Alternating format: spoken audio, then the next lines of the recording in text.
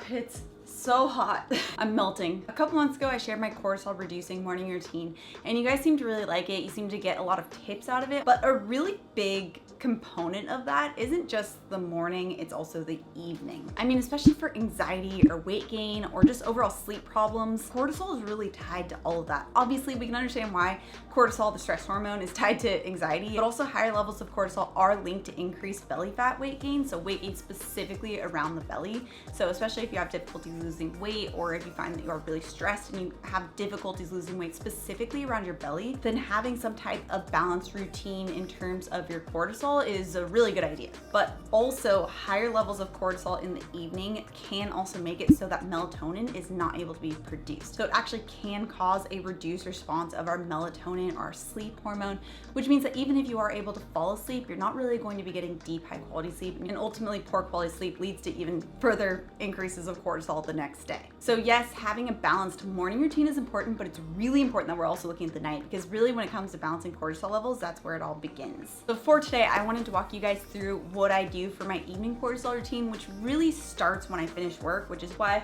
finishing a little bit early so that I can walk you through this whole routine. And I've been working on my nighttime routine for years. It's really perfect for me, so I hope you guys can get some tips and strategies out of it.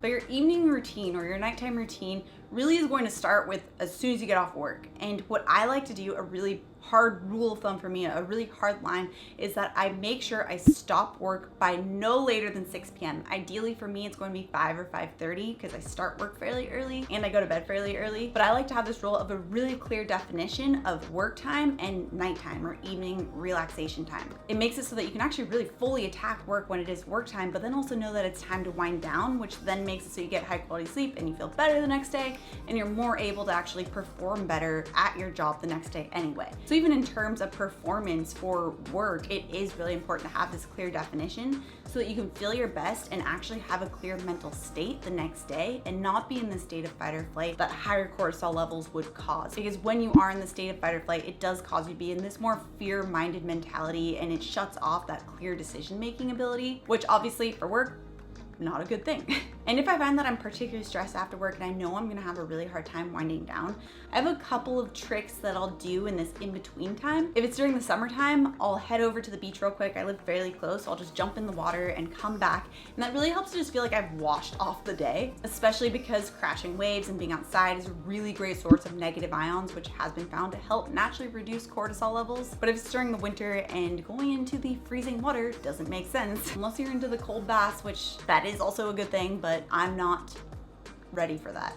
Then I'll even just go on an after work walk. So even just walking around my neighborhood once or twice, or taking big loop or small loop, whatever my stress levels really require, that is really helpful for me in helping to reduce those cortisol levels or the stress hormone. Because even just walking outside or being outside, and if you live by a park, this is a really great thing to do. Walking into the park or a natural setting has also been found to lower those serum cortisol levels and make it so that you can just help to balance those cortisol levels further.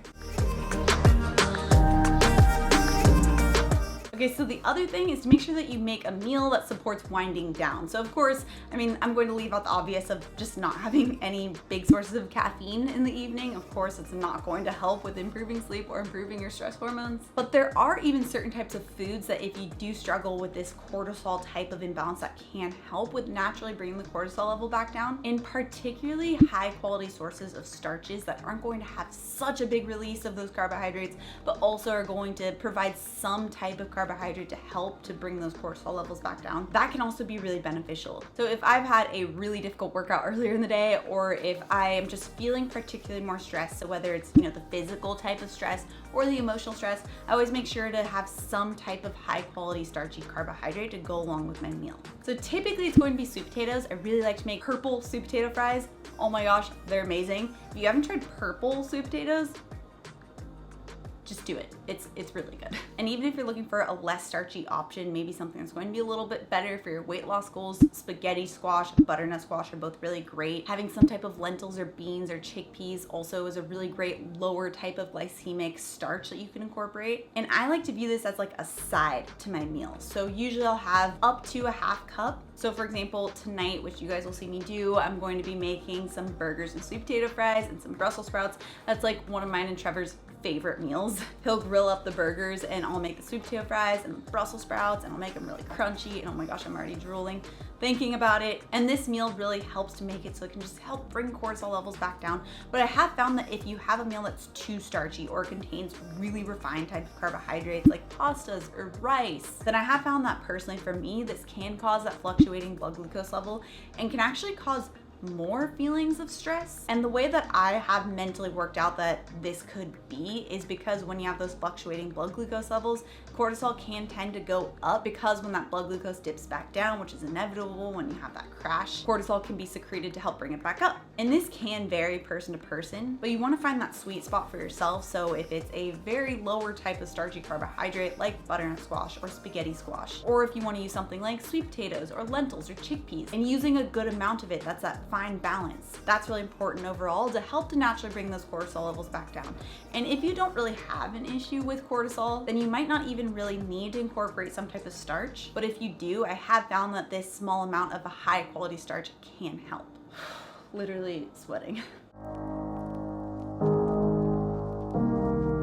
Okay, now I know this is gonna be a really big one, but it's something I swear is actually the biggest, most important thing you can do, and it's to turn off all electronics at least 60 minutes before bed.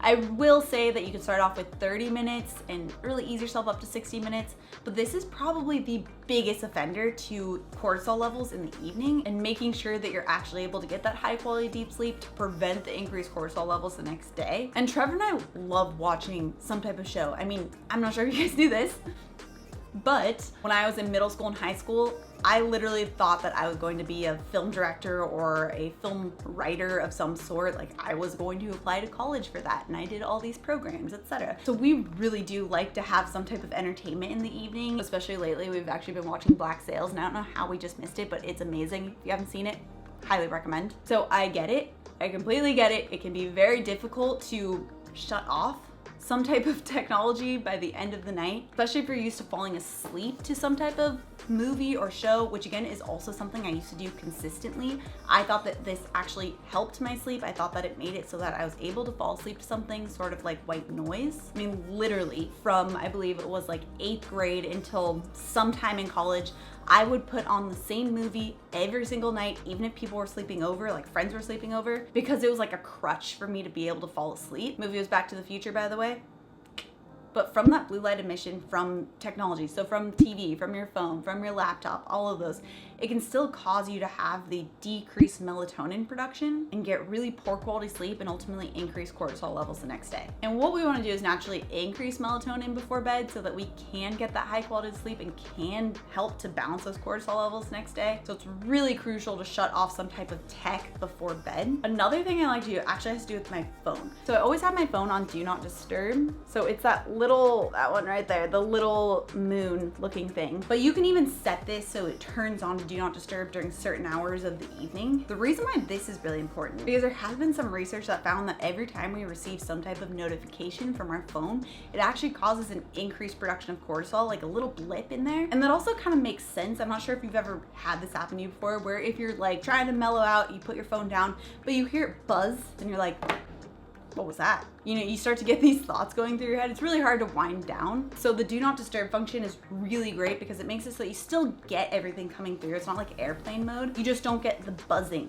that happens. And if you're worried about, you know, there being an emergency at work, or if your family has an emergency, I would just let them know that they just need to call you twice, and that breaks through the Do Not Disturb so that you actually get the notification. That way you're able to get the call if it is really something that you need to address. But if it's just something that's casual that you really don't need to be looking at right now, and you really don't need to be disrupting your sleep or your cortisol or your melatonin balance, then you just can check it out the next day, and the Do Not Disturb function is really amazing for that. So I typically, like I mentioned, always have mine on, but if I happen to have it off, then I'll always make sure as soon as I get off from work, which is what I really recommend, that you turn the Do Not Disturb function on.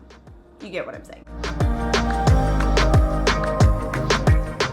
Okay, Okay, so these next ones aren't necessarily something that you need to be doing. It's just something that I found really works for me. The first one is some type of magnesium supplement taken about 30 minutes before bed. So magnesium is something that most of us are deficient in. It's really hard to get even if you are eating high quality foods, but it helps to make it so that you naturally get a muscle relaxant, helps to improve muscle recovery, and it can help to improve melatonin production as well. So I'll typically take about 500 milligrams of magnesium about 30 minutes before bed. Other thing I'll do, let me grab it. Okay, so I really like, I know this is kind of like basic, but I really like using a lavender essential oil. And I'll typically just put this on my wrist and put this on right before bed. Kind of triggers to my mind that it's time for bed. Lavender is also just generally a relaxing scent. And I'll put like 1 drop on my wrist. Sometimes I'll even put the magnesium oil as the carrier oil first.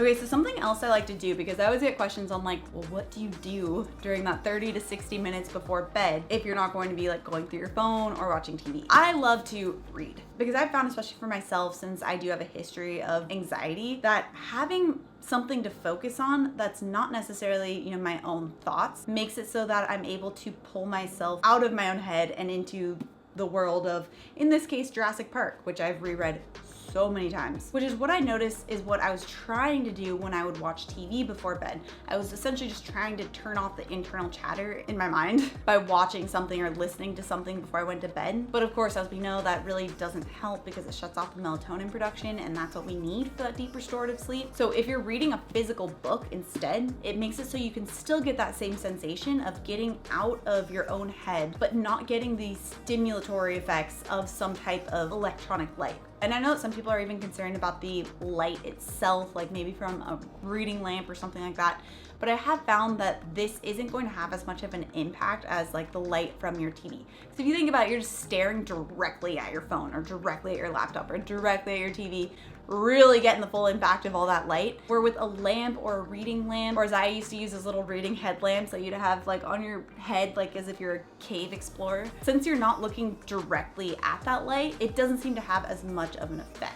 Plus, I personally found I really need to have something to just wind my mind down before bed, and I really like to read for at least 30 minutes before bed to do that, so I'll allow time for that. I really like to use a face mask. So the one I use is just like a $7 or $11 one, I can't remember, from Amazon, and it's just called Bedtime Bliss. This is amazing for helping to just shut out light. And I never thought I was someone who was sensitive to light in terms of sleep quality, but once I actually started wearing a face mask to completely shut out light, I noticed that my sleeping was way more deep and way more restorative. Like I would wake up the next morning feeling amazing. I mean, before we had like light bulbs and electricity, our body would know that it was night and day because of light, and our hormones would adjust to that based off of if there was light or not. And melatonin does help to increase when there is no light. So by having these sleep masks, it helps to shut out any light and make it so that you're able to get that more deep restorative sleep that will help to balance cortisol levels the next day. And if all else fails, I mean, sometimes we just get bad sleep. Like that's going to happen. I mean, just the other night, for some reason, I just couldn't fall asleep. I don't know why. I did everything else great, but just sometimes it happens. What I'll do is I'll cancel my alarm as soon as I've realized that I'm not going to get great sleep. So even if that means, you know, when I wake up in the middle of the night to go to the bathroom, if I already haven't gotten great sleep, I'll just go ahead and cancel my alarm and just go and sleep through my morning workout. Because ultimately, getting enough sleep and getting high quality sleep is going to trump the benefits of whatever workout you're going to get the next day. Because especially if weight loss is your goal, you really need to be focusing on the cortisol effects as well, because cortisol has such a strong effect of weight gain around the belly. And if you're looking to create an overall full day routine to help balance your cortisol levels, I also did a part 1 of this of a cortisol balancing morning routine. Highly recommend you check out right here. Also, if you're new to my channel and you love this science-backed information, make sure you subscribe right here. Come out with new videos every Tuesday and Thursday. All right, guys, I'm gonna go. JK, I still have to make my food.